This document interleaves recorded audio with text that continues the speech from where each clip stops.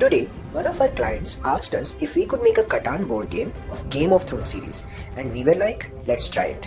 We decided to go with resin printing instead of FDM so that we could preserve the micro details in these models. First, we put the slice design into the printer and pour resin into it, which after print stays inverted on the build plate.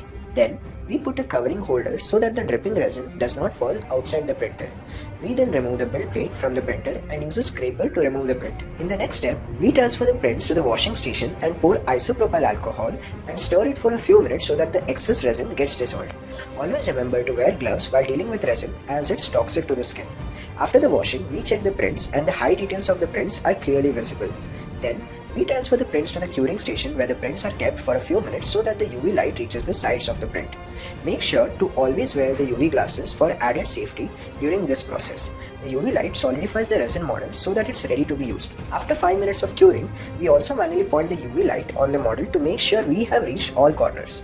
Then, the infamous part of removing support comes up. This process is delicate and then we make sure to dispose the resin support carefully. For this project, we printed about 108 plus characters through resin and a few FDM ice walls, and this is how it came out.